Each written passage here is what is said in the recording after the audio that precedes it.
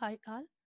Now we will continue the video session with method overriding. Now I'll share the PPT screen.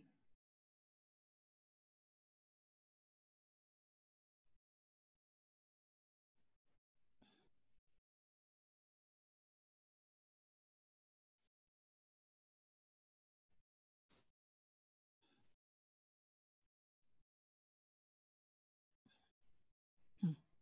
So what is method overriding? Already we have discussed about method overloading. Now I hope so all of you are familiar with method overriding. So now we are overloading. Now we are going to discuss about method overriding.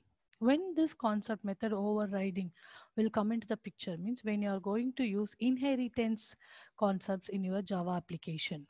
Okay, when for example, what is method overloading? Method overloading means if you have same name and same number of arguments in for with same with the same method name, then we can say that method overloading.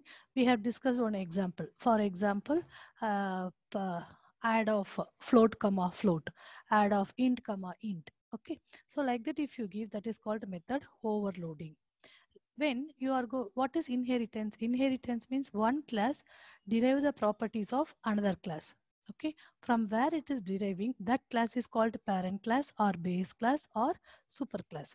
Which class is deriving the properties, that class is called subclass or base derived class or child class. Okay, so when both the class has, for example, my parent class name is parent, child class name is child, both the class is having some method. For example, show off, I'm giving one method void show off. Inside that method I'm writing system.out.println print parents method.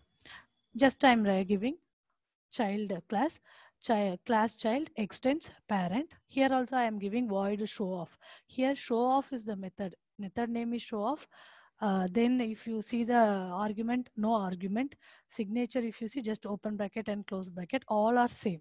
So here I am giving void show off. Inside that show off method, just I am printing this is child's method. This is child's method. Okay, then if both methods, parents method and the child method, both are having same name, same type signature and the same argument, means which if I call, I am creating an object, for example, parent obj equal to new child of, sorry, new parent of. If I'm creating this object and I'm calling, which method has to be executed? For example, I'm giving parent that child of, that is upcasting, already we have discussed. So when we are going to do like this, which method will be executed means always subclass method will be executed. Oh, subclass method override superclass method. Okay, so superclass method is to be overridden. So this is called method overriding. Okay, so what is the use of this method overriding? Means another name of this method overriding is runtime polymorphism. Polymorphism is one of the OOPS concepts already we have known. So this overriding achieves runtime polymorphism. So they may ask in interview, what is the another name of runtime polymorphism in Java? Okay, method overriding. Okay, so if you see the PPT, so already all the information I gave, if you see the PPT, when a method in a subclass has same name, same number of arguments and same type signature as a method in its superclass, then the method is known as overridden method. If in your exam, if they'll ask define overridden method, means same so definition you should write. Always definition should not be changed. Okay, so already I told, already also referred to as runtime polymorphism. What is the benefit of overriding? Means it is the ability to define method that is specific to a particular subclass type. That is specific to a particular subclass type. Okay, one example we will discuss. I have created on a class animal. Here one method. Inside that animal class, one method has been written, that is eat of method. Inside eat of method, what is the task? Just one print statement. So generic animal eating. So if I'll execute this eat of method, what is the output has to be shown? Generic animal eating. But class dog extends animal. Already I told you animal is general class. Dog is a specific class, subclass. So what automatically this method also will be applicable for this class. Okay. So public void eat of. I have given some other statement system.out.println dog eat meat. So if you execute this program here, I didn't give main method, just I'll tell you the example. So if you execute for example void eat of method, if you execute, which method will be executed? Means dog eat meat only the output, not generic animal eating. This is called overridden for method overriding. So this void eat of method of animal class is overridden by dog class. You see here dog class give its own implementation of eat of method. Method must have the same name and same signature. Even though eat of method will be applicable to a dog class, but here dog class has given its own implementation that will be executed. Okay, so what is the difference between overloading and overriding? This is also one of the important interview questions. So parameter must be different and the name must be same. Parameter can be different, okay, but name must be same. There you can give a float also parameter, and int also you can give, string also you can give, but name should be add off only. But here parameter also should be same, name also should be same. If you give eat of means both should not have a parameter. If you give eat of string, if you give here, if you are giving eat of means, then it is not called as method overriding. This is compile time polymorphism. This is representing runtime polymorphism. Next, increase readability of code. Overloading means readability of a code. Overriding means, I told, when you are using inheritance concept, this method overriding will come into the picture. I told you inheritance concept means, which is the keyword you should remember always, reusability of code, so that it increase reusability of code. Access specifier can be changed, but here it is restrictions. It has some restrictions. Okay, so this I will tell you. So this is overloading, diagrammatic representation of overloading and overriding. This is overloading, this is overriding. Already I told you eat of, but here eat of string. This is overloading because parameter can be changed. Here no parameter, here one parameter. But here eat of, this is also eat of, then only it is called method overriding. Here another important interview question they can ask, can we override a static method? Already we have discussed about static methods. Okay, so explain with reason. If they'll ask static method can be overridden, means immediately you can say no. Why? Because we cannot override static method, because static method means it is bound to class. It is bound to class, where method overriding is associated with an object, with this object at the runtime, so that static methods cannot be overridden. If you write here also, if you write static public void heat, here public void heat means definitely it cannot be overridden. Invoke overridden method from subclass. We will discuss this already. We have discussed in our for some other the inheritance concept. We have discussed this example during our demo class. One more time I'll tell you. So always it will start here. Here I told you. For example, next I will show you here.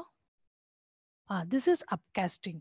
What is this upcasting means? Normally for data type also you can do upcasting. We have discussed one example. For example, sum you have given integer. When you are going to find the average marks, you have changed it into double. For that, in front of sum you have put it in the bracket double. Okay, so like this here superclass. Okay, for example, my superclass name is parent. Object is pt1. I will give equal to new child of. I can write like this. Then the object will, through this parent class, the object will be created for the subclass. For example, subclass extends superclass. Same we will discuss here. When I was explaining the theory also, I told you, you see here parent obj, but when this after this assignment operator only that object will be created. So new child of, so new child of you are giving, so child object. So object dot show off means immediately it will go to this control will be transferred to child class. Inside child class void show off is there. Already I told you this void show off will be executed. But if you see in the first line of the void show off of a child class, super dot show off, super always represents super class. So super dot show off means immediately it will see, okay, it extends parent. So it has a parent class. Immediately super dot show off means it immediate parent. Yesterday we have discussed. Super means what? Immediate parent. So super dot show off immediate parent is what? Parent class. So first output will be parent show off. Once it will be done, control will be transferred here, child show off will be the output. If suppose if you are not giving the super dot show off, parent dot show off is not coming to the output screen, only child's show off is the output. So here another important thing, we cannot override constructor. Why we cannot override constructor? Because whenever you want to override overriding the methods which are present in the superclass, method name, signature, everything should be same. But constructor, if you see, child class constructor will, for example, in my program, my child class constructor is child of. If I create parent class constructor means parent of, but the name itself it is differing. So constructors cannot be overridden. Okay.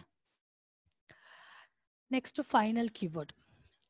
When I am using inheritance concept in my Java application, but I don't want my superclass methods to be overridden.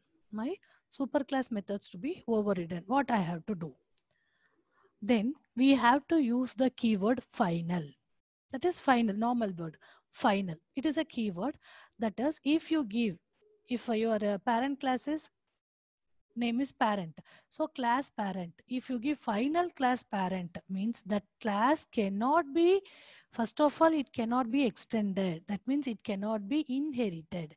If you inherit only, then only you can do overriding. If I feel that my methods which is present in my class cannot be overridden, means it should not be overridden, means I should use the keyword final. So if you use the keyword final, that can not, that the class itself cannot be inherited. If it is not inherited, you cannot do overriding.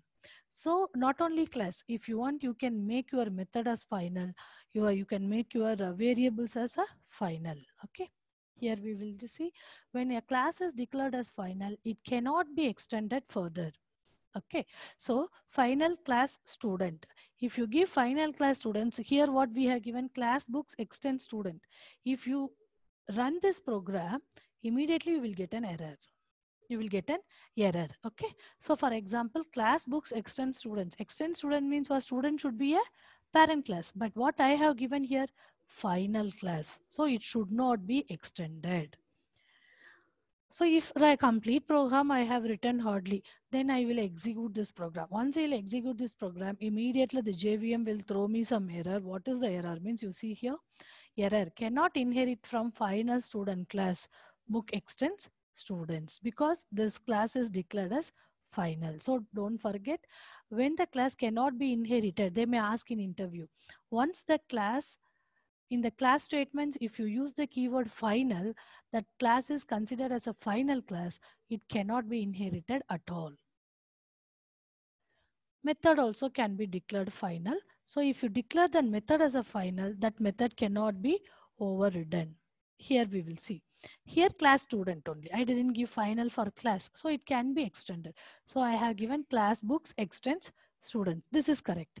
But if you see here, final void show off. If you give like this, if you give system.out.println means new book B2 equal to new books of. B2 dot show off means this one will be executed. It will not override this one. Method declared as a final. Okay, this is called runtime polymorphism or dynamic method dispatch. It is mainly solve this, can call to an overridden method to is resolved at a runtime. Based on this only, Java achieves runtime polymorphism. Okay, so in we can say the type of the object which is referred determines which version of the overridden method will be called.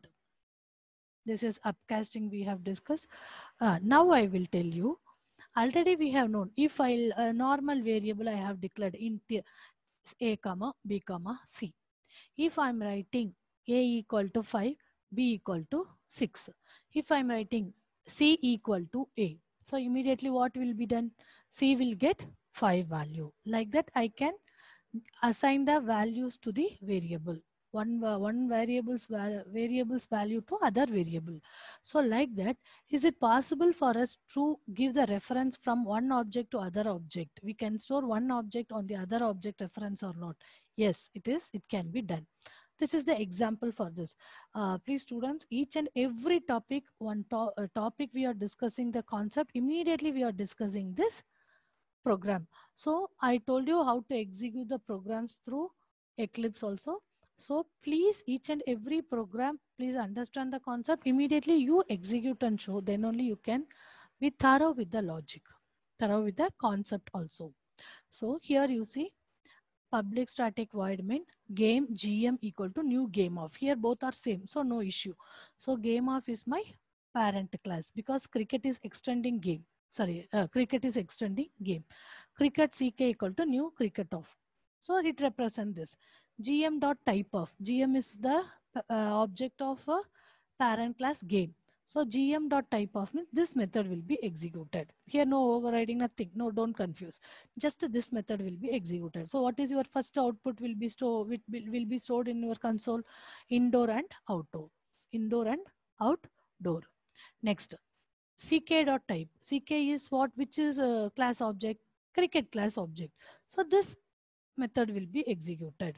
So outdoor game. Outdoor game. Even though you can ask, ma'am, both are void type everything. But if you see, I have used a different object of the corresponding class. So that ck dot type means outdoor game. So my second output is outdoor game. But third, here you see gm equal to ck. Ck is what? Ck is the object of child class. GM is the object of parent class. But I am assigning this ck object to GM object. So now this GM refers to cricket object. CM refers to cricket object. So that automatically now if you give GM dot type of, indoor and outdoor will not be printed. GM dot type of means this GM is referring what? CK. So automatically CK's, that cricket's type method will be executed. So outdoor game. So what is the output now? Indoor and outdoor game, again outdoor game. Shall we check? You see, indoor and outdoor game and outdoor game. Okay, so if you see the last output because of GM equal to CK. So the cricket version of type method, now we can refer this one reference object to another object. So this is another example you can go through. Advantage already we have discussed. It support overriding of methods. Then it allow classes to specify method that will be common to all of its derivatives, and also it allow subclasses to add specific features, methods of the subclasses to define specific implementation of some. Next important is abstract class. Next important concept is abstract class. Abstract, already you are familiar with the word abstraction because you have studied in your C++, OOPS concept. What is abstraction? Abstraction means immediately you can say the word that hiding unnecessary information.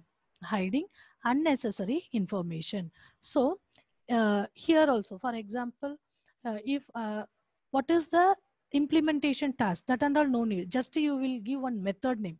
That method implementation can be written somewhere. No need to show to each and every time. So like that in that situation, we can use abstract class to hide unnecessary information. So how I have to represent that class is an abstract class? How we have represent that class is a final class? That class declaration statement, before that keyword class, we have used final. Instead of final, if you use the keyword abstract, then that class will become abstract class. Okay. So abstract class can be extended or not? Question can arise. Abstract class can be extended.